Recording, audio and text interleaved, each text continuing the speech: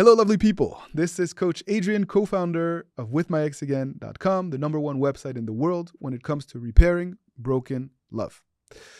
I've been asked this question about when is it not appropriate to not contact your ex first. Remember, no contact is not just a technique. It is also a mindset.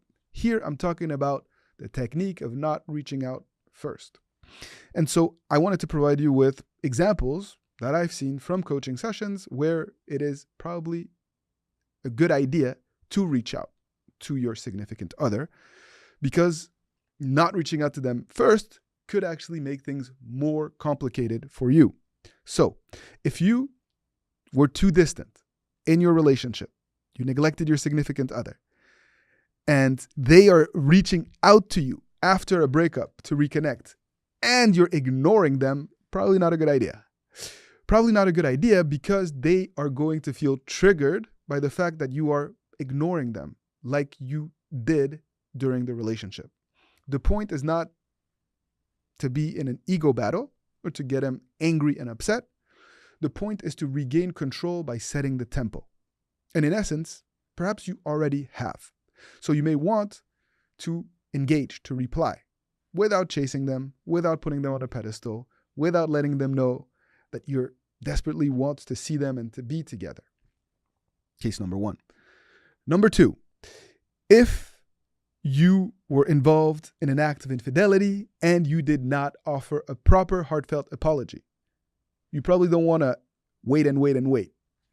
It's probably important for you to reach out, to offer through empathy, compassion, and love, the fact that you are genuinely aware of how you hurt them and that you are genuinely sorry. I'm not talking about the emotional, erratic apology that sometimes happens after someone discovers that they've been cheated on. I'm talking about an apology that comes after reflection, after having started to take certain steps to better yourself. It lands in a different way. Case number 2. Case number 3.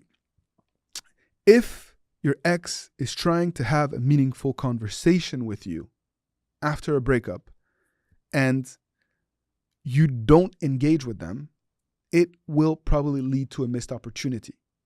So I'm not talking about the casual, hey, how are you type of message, or your ex asking for their things back type of message. I'm talking about a meaningful conversation about growth, about reflections that your ex has, how the relationship has impacted them, and how they want things to look like moving forward. If your ex is trying to have that type of communication with you, probably not a good idea to ignore them. Not only that, I would encourage you, if you've seen clear signs that they are ready to engage with you, to reach out first. Sometimes an ex may want to reconnect with you, but simply are too proud. So if you see certain clear signs that we've outlined in many of our free live trainings, I recommend that you do that. Take that first step. And by the way, you can register for our next free live training, probably happening this week, via the link below. Case number 3. Case number 4. If you have children together with your significant other, young children, you need to be very mindful about how you approach no contact. Do not just withhold information about the children. Don't hesitate to reach out first in a way that shows growth, maturity, responsibility, and the fact that you're not bitter, that the fact that you can respect the decision to end the relationship in a mature way, while also being good co-parents, showing that you do care. It's hard. Sometimes it's triggering, but it's the mature thing to do. And that's how we start to rebuild trust. Case number 4. Case number 5, if you work or live together, you can initiate contact with your significant other. Again, in the spirit of being mature, you have to be able to coexist and to try to maintain some level of unity despite the fact that you guys are no longer together, because you still have to interact with each other.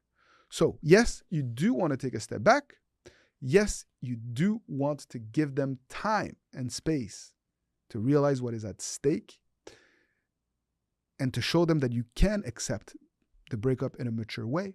But at the same time, we want to leverage organic opportunities to reconnect in order to show them that you can engage without conflict, without drama, and without negativity.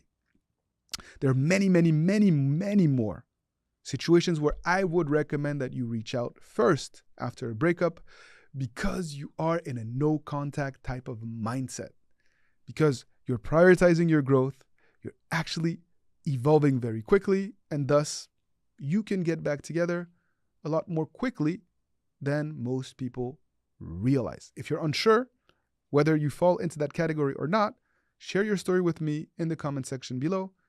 I'll do my best to answer or even do a specific video on what you are going through. As always, thank you for tuning in. See you next time.